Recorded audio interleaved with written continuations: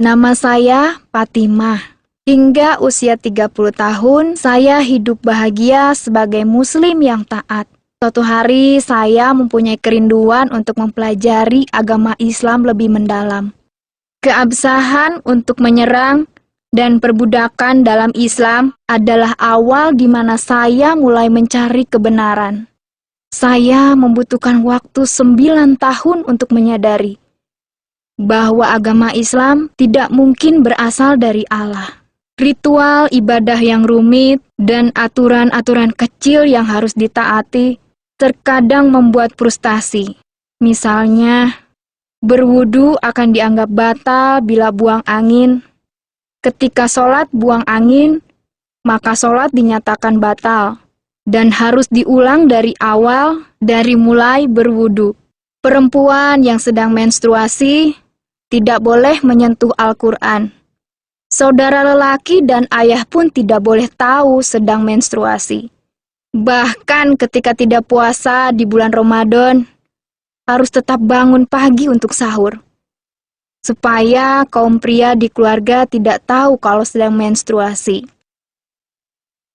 Apakah dengan mengikuti ritual-ritual tersebut dapat menjamin Allah akan menerima ibadah kita? Allah tidak memerlukan ritual. Yang Allah lihat adalah ketulusan hati saat menyembahnya.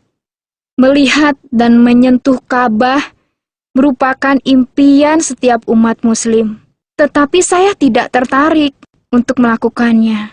Saya memang pernah ikut umroh, tapi saya melihat hampir semua ritual umroh sia-sia. Bahkan saya tidak mengerti mengapa harus mengelilingi Ka'bah 7 kali. Mengapa harus saling dorong hanya untuk mencium sebuah batu.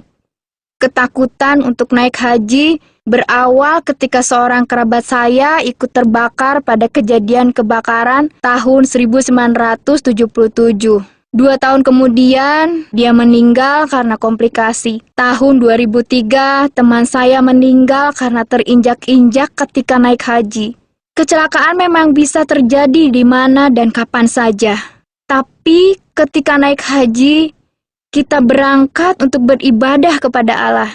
Kita berharap pengalaman tersebut atau paling tidak ibadah kita akan diberkati, bukan terpanggang atau terinjak sampai mati. Lalu, mengapa Allah membunuh orang-orang yang menyembahnya? Mengapa ia begitu kejam jika mereka melakukan hal yang benar? Saya juga membaca sebuah buku tentang pengalaman-pengalaman Nabi Muhammad dengan jin.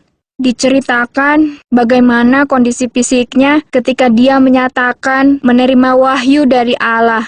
Tubuhnya menjadi kaku, berkeringat seperti kerasukan setan.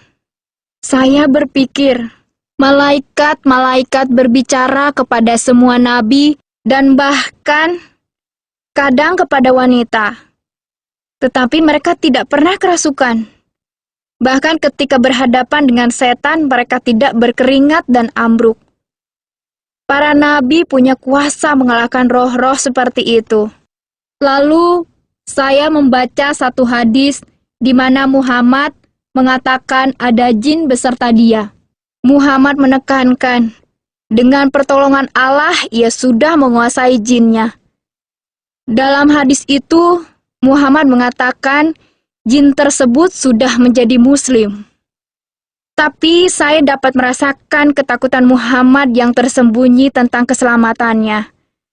Menurut saya, itu adalah alasan satu-satunya mengapa seluruh orang Islam harus mendoakannya setiap sholat. Kejanggalan lain yang saya temukan dalam Islam adalah jumlah ayat Al-Quran yang berjumlah 6.666 ayat. Sungguh mengejutkan. Ternyata angka 666 adalah nomor untuk antikristus, seperti yang tertulis dalam kitab Wahyu 13 ayat 8 dan kitab Wahyu 20 ayat 4. Seorang nabi datang untuk mengubah keadaan yang jahat dan mengubah masyarakat. Ada yang mengatakan bahwa serangan, poligami, pernikahan anak yang masih kecil, perbudakan, dan istri yang dipukuli merupakan adat kebiasaan kuno di Arab. Islam mengizinkan semua ini untuk diteruskan, tetapi mencoba untuk mengontrolnya. Tetapi Islam tidak mengubahnya. Ini hanya menunjukkan bahwa apa yang seharusnya dilakukan tidak dilakukan oleh Muhammad. Dia mungkin mencoba untuk membuat garis batasan, tetapi dia juga mendukung kebiasaan-kebiasaan jahat ini di dalam prosesnya. Akhirnya, saya pun memutuskan untuk meninggalkan agama Islam dan menjadi pengikut Isa Al-Masih. Pesan Isa Al-Masih adalah yang terbaik dan paling damai. Dia yang dapat membawa perubahan melalui kasih. Tidak ada yang dapat menandingi Isa Al-Masih, Sang Juru Selamat. Dia tidak memerlukan pujian dari saya karena tindakannya masih terus berbicara dengan kuat. Dia tidak perlu berkat dari saya karena dialah yang memberikan berkat. Saya tidak lagi merasa pahit tentang pengajaran Muhammad karena saya menemukan penghiburan di dalam perkataan Isa Al-Masih. Firman-Nya dengan lembut memberi peringatan. Firman-Nya membuat saya rendah hati dan menjadi manusia yang baik hati. Sekarang saya sungguh percaya, jika kita dengan segenap hati mencari kebenaran dan membuka hati serta pikiran, Isa Al-Masih akan menemukan kita. Sebab Dia telah berjanji dalam Injil, Rasul besar Matius 7 ayat 7, "Mintalah, maka akan diberikan kepadamu. Carilah, maka kamu akan mendapat. Ketuklah, maka pintu akan dibukakan bagimu. Sungguh Allah adalah gembalaku."